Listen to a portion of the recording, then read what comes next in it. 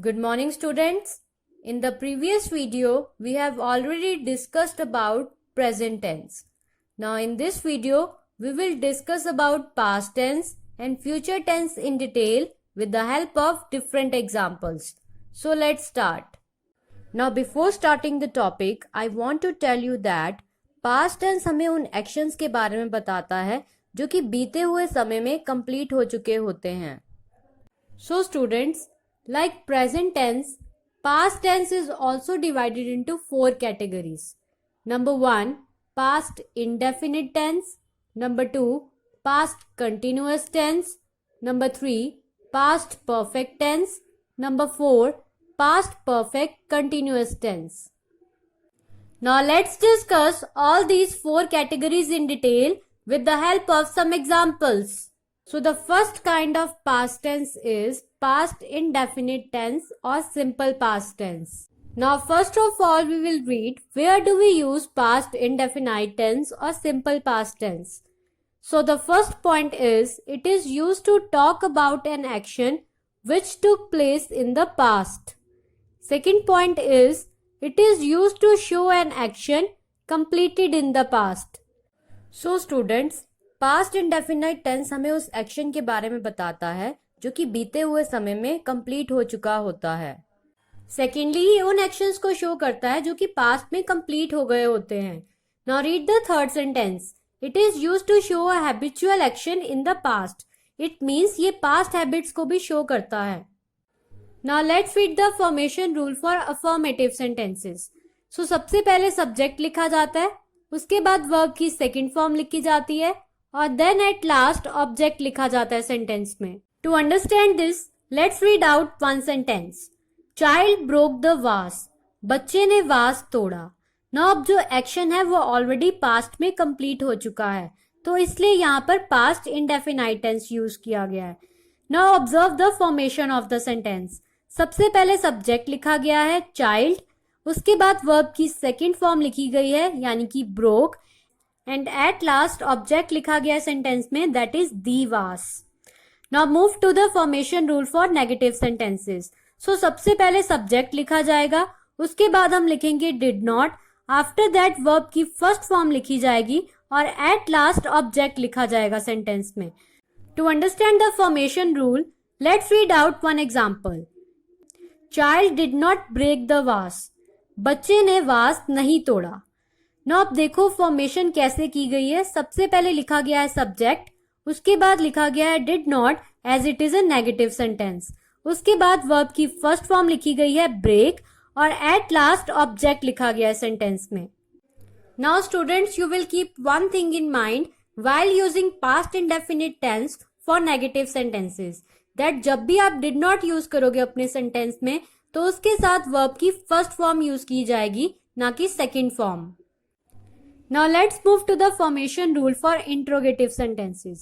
So सबसे पहले did लिखा जाएगा सेंटेंस में. After that you will write down the subject. उसके बाद लिखोगे आप verb की first form. Then you will write down the object. और at last you will put question mark क्योंकि ये interrogative sentence है. To understand the formation rule, let's read out one example. Did the child break the vase? क्या बच्चे ने वास तोड़ा था? Now observe the formation of the sentence. क्योंकि ये इंट्रोगेटिव सेंटेंस है तो सबसे पहले हेल्पिंग वर्ब लिखी जाएगी did. उसके बाद हम लिखेंगे subject that is the child. उसके बाद लिखी जाएगी वर्ब की first form that is break. Then लिखा जाएगा ऑब्जेक्ट दैट इज द वास. उसके बाद हम यूज करेंगे क्वेश्चन मार्क क्योंकि ये एक इंट्रोगेटिव सेंटेंस है. So the second kind of past tense is past continuous tense. Number 1, it is used to express the continuity of some past action not yet completed. Second, it is used to show a habit in the past. So students, past continuous tense उन actions को show करता है जो कि बीते हुए समय में लगातार जारी थे and they are still not completed. Secondly, ये उन आदतों को show करता है जो कि बीते हुए समय की हैं. Now let's read the formation rule for affirmative sentences. सबसे पहले सब्जेक्ट लिखा जाएगा, देन लिखा जाएगा was और were according to the subject. Then we will write verbs first form along with ing और at last we will write object in the sentence. To understand the rule, let's read out some examples. They were watching the movie. The teacher was teaching. Now students observe the formation rule in both the sentences. सबसे पहले subject लिखा गया है, उसके बाद was और were इन दोनों में से कोई एक लिखा गया है. It means अगर हमारा subject plural है तो were लिखा गया है और अगर वो singular है तो was लिखा गया है. After that वर्ब की फर्स्ट फॉर्म के साथ ing को ऐड किया गया है और एट लास्ट ऑब्जेक्ट लिखा गया है हमारे दोनों सेंटेंसेस में. Now move to the formation rule for negative sentences. सबसे पहले सब्जेक्ट लिखा जाएगा, उसके बाद लिखेंगे हम was और were according to the subject. Then we will write not and then we add V1 along with ing और at last object is written. To understand the rule, let's read out one example. The teacher was not teaching. Now observe the formation rule in this sentence. सबसे पहले subject लिखा गया है क्योंकि हमारा subject the teacher singular है, इसीलिए was use किया गया है. After that it is a negative sentence, so we will add not in the sentence. और at last verb की first form के साथ ing को add किया गया है. Now let's read the formation rule for interrogative sentences. So सबसे पहले helping verb use की जाएगी was और were according to the subject. Then we will add subject in the sentence. और देन वर्ब की फर्स्ट फॉर्म के साथ ing को ऐड किया जाएगा और देन ऑब्जेक्ट लिखा जाएगा और एट लास्ट हम क्वेश्चन मार्क पुट करेंगे क्योंकि ये इंट्रोगेटिव सेंटेंस है. Now take a look at some examples. Was the teacher teaching? Were the birds not chirping? Now students observe the formation rule in both the sentences. सबसे पहले लिखा गया है was और were according to the subject. क्योंकि हमारा subject singular है first sentence में, इसीलिए was यूज किया गया है और इन द सेकेंड सेंटेंस हमारा जो सब्जेक्ट है द बर्ड्स वो प्लूरल है, इसीलिए यहाँ पर हेल्पिंग वर्ब यूज की गई है were. After that verbs first form is written in both the sentences along with ing और at last we put question mark क्योंकि ये इंट्रोगेटिव सेंटेंसेस हैं. So the third kind of past tense is past perfect tense. It is used for actions completed in the past. Now take a look at the formation rule for affirmative sentences. सबसे पहले subject लिखा जाता है, उसके बाद helping verb use होती है had, then verb की third form लिखी जाती है, at last object लिखा जाता है sentence में. To understand the formation rule, let's read out some examples. She had paid the bill. Teacher had checked the books. Now अब दोनों sentences में देखो जो एक्शंस हैं वो ऑलरेडी पास्ट में कंप्लीट हो चुके हैं, तो इसलिए यहाँ पर पास्ट परफेक्ट टेंस यूज किया गया है. Now observe the formation rule. सबसे पहले सब्जेक्ट लिखा गया है, आफ्टर दैट हैड यूज किया गया है और देन वर्ब की थर्ड फॉर्म आई है और एट लास्ट ऑब्जेक्ट लिखा गया है दोनों सेंटेंसेस में. Now move to the formation rule for negative sentences. So सबसे पहले सब्जेक्ट लिखा जाएगा, उसके बाद हैड नॉट लिखा जाएगा क्योंकि ये नेगेटिव सेंटेंस है. आफ्टर दैट वर्ब की थर्ड फॉर्म लिखी जाएगी और एट लास्ट ऑब्जेक्ट लिखा जाएगा सेंटेंस में. To understand the formation rule, let's read out some examples. She had not eaten the food. Teacher had not check the notebooks. Now students observe the formation of these sentences. सबसे पहले subject लिखा गया है, after that had not use किया गया है, then verb की third form लिखी गई है और एट लास्ट ऑब्जेक्ट लिखा गया दोनों सेंटेंसेस में. Now move to the formation rule for interrogative sentences. So सबसे पहले had helping verb यूज की जाएगी क्योंकि ये interrogative sentence है. After that subject लिखा जाएगा sentence में, then verb की third form लिखी जाएगी, then object लिखा जाएगा और at last we put question mark क्योंकि ये interrogative sentence होगा. To understand the formation rule, let's read out some examples. Had she paid the bill? Had the teacher checked the notebooks? Now students observe the formation rule in these sentences. क्योंकि ये interrogative sentences है तो सबसे पहले यहाँ पर had use किया गया है. After that subject लिखा गया है, then लिखी गई है verb की third form. After that object लिखा गया है और at last question mark put किया गया है to show that these are interrogative sentences. Now the fourth kind of past tense is past perfect continuous tense. Past perfect continuous tense shows an action starting in past and continuing up to that time. So students, past perfect continuous tense उस action को show करता है जो कि बीते हुए समय में स्टार्ट होता है और कुछ समय बाद बीते हुए समय में ही कंप्लीट हो जाता है. Now let's read the formation rule for affirmative sentences. Subject plus had been plus verb 1 plus ing plus for or since plus time. To understand the formation rule, let's read one example. My sister had been singing for 2 hours. This sentence means मेरी बहन 2 घंटों से गा रही थी. Now take a look at the formation rule. सबसे पहले यहाँ पर सब्जेक्ट लिखा गया है my sister. After that had been लिखा गया है. Then verb की फर्स्ट फॉर्म के साथ ing को यूज किया गया है और for showing the period of time यहाँ पर for word का यूज किया गया है. Now similarly read the formation rule for negative sentences. So सबसे पहले सब्जेक्ट लिखा जाएगा. After that had not been लिखा जाएगा. Then you will write V1 plus ing or then for or since is used for showing time. To understand the formation rule, let's read one example. My sister had not been singing for 2 hours. मेरी बहन 2 घंटों से गा नहीं रही थी. Now students observe the formation rule in this sentence. So सबसे पहले यहाँ पर subject लिखा गया that is my sister.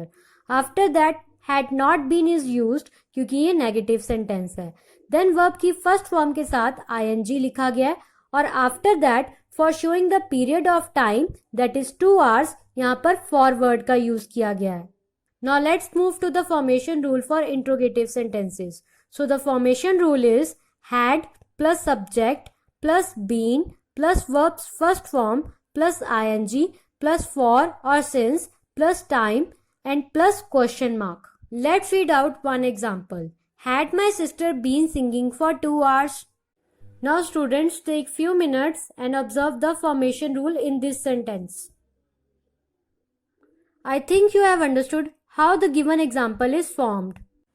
Now before moving forward, I want you to identify the kind of tense used in each of the following sentences. So let's start. So the sentence number 1 is, she washed her clothes. Very good students. This sentence is in past indefinite tense. Now let's move to the sentence number 2. He was always abusing others. Very good students. This sentence is in past continuous tense. Now let's read the third sentence. The train had departed before I reached there. Very good students. This sentence is in past perfect tense. Now let's read the fourth sentence. He was repairing the car. Very good students. This sentence is in past continuous tense. Now let's read the fifth sentence. I had been flying kites since morning. Very good students. This sentence is in past perfect continuous tense. Now let's get back and discuss about future tense. Now the last topic from the given chapter is expressing future time. Future tense is used to express an action that will take place in the future. So students, future tense उस action को express करता है जो कि आने वाले कल में होने वाला है. There are several ways of expressing the future time, but the most common is by using shall or will with the first form of verb. Future time को express करने के बहुत सारे ways हैं, पर जो most common way है वो है shall और will का use with the first form of verb. Now read the formation for affirmative sentences using future tense. Subject plus will or shall plus first form of verb plus object. Now students, you will keep two things in mind while using future tense. कि shall का use आप I और we के साथ करोगे और will का use आप you, they, he, she और it के साथ करोगे. Now read the formation rule for negative sentences. Subject plus will or shall plus not plus verb's first form plus object. Similarly, read the rule for interrogative sentences. Shall or will plus subject plus first form of verb plus object plus question mark. To understand the formation rules, let's read out some examples. He will write a letter. That means वह पत्र लिखेगा. Now observe the formation of this sentence. सो सबसे पहले लिखा गया है subject that is he. According to the subject यहाँ पर हेल्पिंग वर्ब आएगी will. After that first form of verb is written and at last object is written in the sentence. Now let's read the other example. I shall not buy a TV. मैं TV नहीं खरीदूंगा. Now this sentence is a negative sentence. Now observe the formation of this sentence. सबसे पहले लिखा गया है subject. According to the subject यहाँ पर helping verb आएगी shall. Since it is a negative sentence तो यहाँ पर not का use किया गया है. और after that first form of verb is written or at last object is written in the sentence. Now take a look at other example. Will she go there tomorrow? That means क्या वह कल वहां जाएगी? Now take a look at the formation rule of this interrogative sentence. I think you have understood how this sentence is formed. Now let's move to the next topic. Now the most important point that you should keep in mind regarding future tense is that to express an intention, promise, command, determination, we use will with we and I and shall with you, they, he, she, it. To understand this point, let's read out some examples. I will return the money tomorrow. Now this sentence means कि मैं कल पैसे वापस कर दूंगा. तो यहाँ पर वो पर्सन प्रॉमिस कर रहा है कि मैं कल पैसे वापस करूंगा. तो प्रॉमिस को शो करने के लिए यहाँ पर विल को यूज किया गया है शैल की प्लेस पे. Similarly read the other example. I will teach him a lesson. This sentence means मैं उसे सबक सिखाऊंगा. यहाँ पर वो अपनी इंटेंशन को, इरादे को बता रहा है, तो इसलिए यहाँ पर शैल की जगह विल को यूज किया गया है. सिमिलरली डिटर्मिनेशन को शो करने के लिए हम शैल का यूज करते हैं और कमांड को शो करने के लिए विल का यूज किया जाता है. The next topic is expressing future time with present continuous tense and simple present tense. Now students, future time को और आने वाले कल को एक्सप्रेस करने के लिए हम प्रेजेंट कंटिन्यूअस टेंस को और सिंपल प्रेजेंट टेंस को भी यूज कर सकते हैं. Let me tell you how. Will and shall are not only the ways of showing future time. Present continuous tense and simple present tense can be used to describe a future event. As I told you earlier कि will और shall अकेला वे नहीं है जिससे हम future time को show कर सकते हैं. It means future event को describe करने के लिए present continuous tense और simple present tense को भी use किया जा सकता है. To understand this, let's read out some examples. I am going to see Mayank tomorrow. मैं कल मयंक को मिलने जाने वाला हूँ. Now this sentence is in present continuous tense, but फिर भी ये future event को describe कर रहा है. Now let's read the other example. I see Mayank tomorrow. This sentence means that somebody has planned to meet Mayank tomorrow. If you have noticed the formation of this sentence is in simple present tense, but फिर भी ये future time को express कर रहा है. Now read the third example. I am seeing Mayank tomorrow. Now this sentence again means मैं कल मयंक को मिलने जाने वाला हूँ. If you have noticed the formation of this sentence, again इस sentence में present continuous tense को use किया गया है, पर फिर भी ये future time को express कर रहा है. So these are the ways जिनका use करके हम future event को describe कर सकते हैं. So I hope that you have understood all the examples very well and you can easily solve the worksheets given in your book. Thank you.